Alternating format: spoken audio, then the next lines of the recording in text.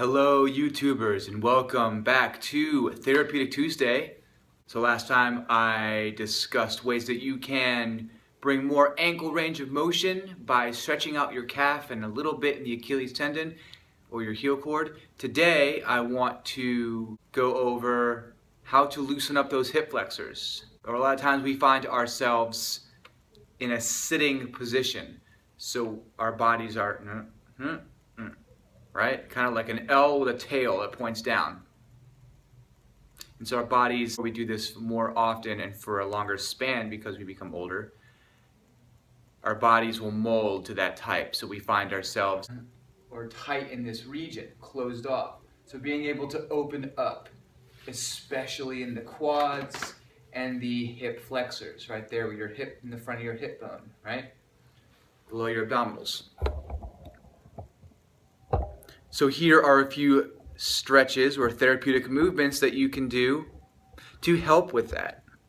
So I'm going to show you a few stretches that should help with these tight hips and quadricep muscles to get you standing more straight, be able to have a longer stride, and just overall better quality of life through movement. A stretch where you are in a kind of lunge position.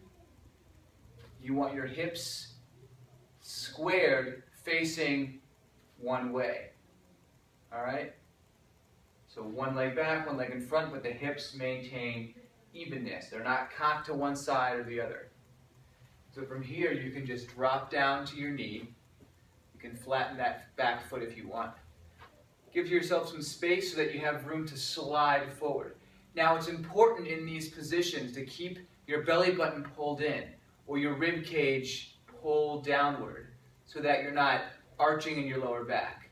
That's going to take all the stretch out of it and you're not really doing anything, you're just wasting your time.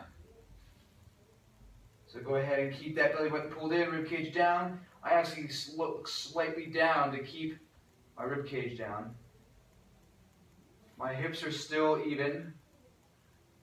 And almost like these hip bones that are sticking out here are on drawer tracks, like when you pull a drawer out to get a spoon or a fork and you slide it back in. That's kind of how your hips are. It's like they're on those tracks and they're sliding forward and sliding back. So you can simply stay in this stretch position and then take a breath out of it, come back into this position, take a breath out of it. All right? So here's a view from the front. See how my foot is facing straight ahead. It's not cocked to the side. It's not pointing inward.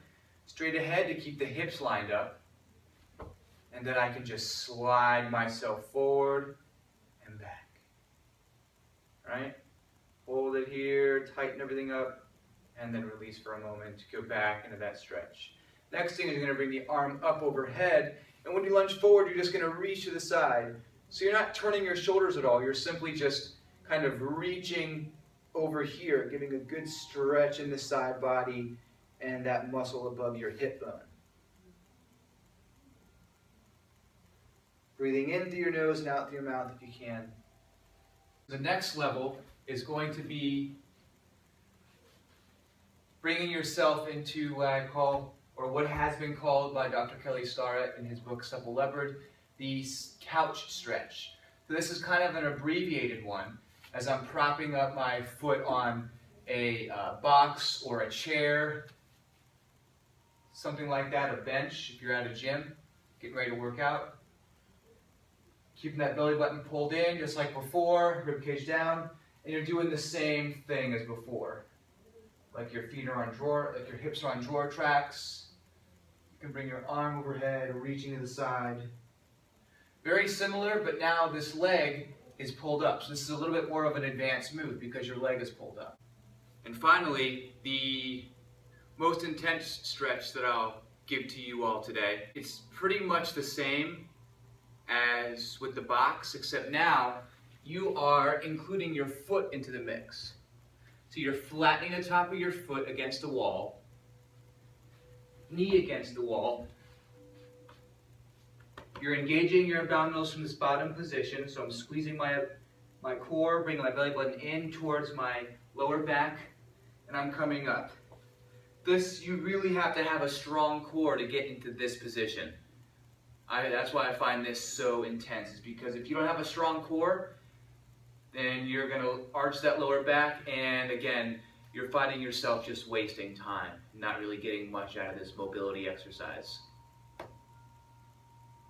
So this one, same as before, keeping that core pulled in. You want to try to press your butt towards your heel. Kind of like that stretch you used to do in gym class. You used to hold your foot towards your heel towards your butt with your hand. It's kind of like that, but you're in this lowered position, so that foot and this knee are on the same plane, the same piece of ground here. And so you're slowly making your way as upright as possible without sacrificing a straight low back. No bending of the low back. You can also do this hand thing if you want. So there you have it. If you noticed, I was using a block for the last two mobility exercises just to kind of protect my knee, because you're going to get enough sensation in that knee area from the stretch in the quad and hip flexors, right? And so it helps to have a nice cushy base for that knee to rest on. All right? Hope you guys enjoyed that. Try it out. Let me know what you think down there in the comments section, or check me out on any one of the social media platforms, Twitter, Instagram, and Facebook, both Mike Niemchak and Movement Mike. Talk to y'all next time.